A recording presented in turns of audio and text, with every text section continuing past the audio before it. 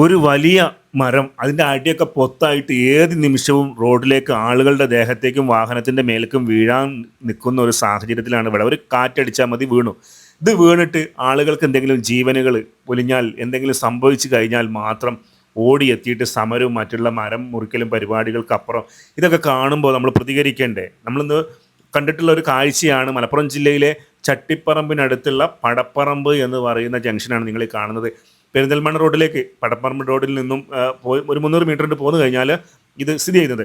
ഈ മരത്തിൻ്റെ തൊട്ടടുത്തായിട്ട് തന്നെ ഹയർ സെക്കൻഡറി മദ്രസ ഉണ്ട്, ഹയർ സെക്കൻഡറി സ്കൂളുണ്ട്, അതോടൊപ്പം തന്നെ ബാങ്ക് ഉണ്ട്, ടെക്സ്റ്റൈൽസ് ഉണ്ട്, വർക്ക്ഷോപ്പ് ഉണ്ട്. ഒരുപാട് ആളുകൾ പാസ് ചെയ്യുന്ന ഒരു സ്ഥലമാണ് കേട്ടോ.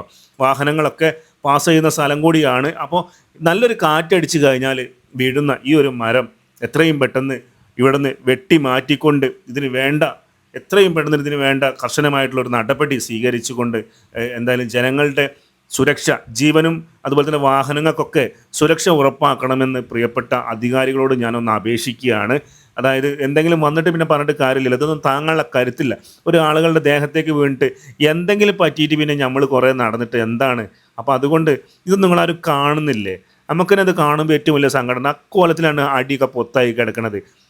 മരം ഉണങ്ങിയിട്ടുണ്ട്, കാണുമ്പോൾ തന്നെ നമുക്ക് അറിയാം. കണ്ട ഇല്ലിയൊക്കെ വളരെയധികം കുറവാണ്. അത്യാവശ്യം ഇങ്ങനെ ഉണക്കം വന്നുകൊണ്ട് നിൽക്കുന്ന ഒരു മരമാണ്, പൂർണ്ണമായി ഉണങ്ങിയിട്ടില്ലെങ്കിലും. അപ്പോൾ എന്തുകൊണ്ടാണിത് വെട്ടാത്തെന്നുള്ളത് നമുക്കൊന്നും മനസ്സിലാകണില്ല. ഇത്രയും ആളുകൾ പാസ് ചെയ്യുന്ന ഈ ഒരു സ്ഥലത്ത്, ഇത് പുഴക്കാട്ടീരി പഞ്ചായത്താണെന്നുള്ളതാണ് അറിയാൻ സാധിച്ചത്, പടപ്പറമ്പിലെ.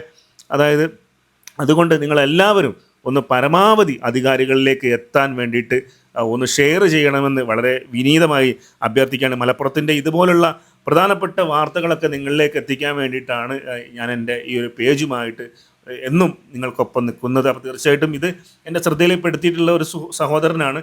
അപ്പോൾ ഞാനും ഇത് കണ്ടപ്പോൾ കൂടുതൽ ആളുകളിലേക്ക് എത്തിക്കണം തോന്നി. നാളെ ഒരു ജീവൻ ഇതിൻ്റെ പേരിൽ പൊലിയരുത് എന്ന് മാത്രം ആഗ്രഹിച്ചുകൊണ്ടാണ് ഞാൻ ഈ ഒരു വീഡിയോ ചെയ്യുന്നത്. പറ്റുന്നവർ, മനുഷ്യത്തുള്ള എല്ലാവരും പരമാവധി ആളുകളിലേക്ക് ഈ വീഡിയോ ഷെയർ ചെയ്ത് എത്തിക്കണമെന്ന് വളരെ വിനീതമായി ഞാൻ അഭ്യർത്ഥിക്കുകയാണ്.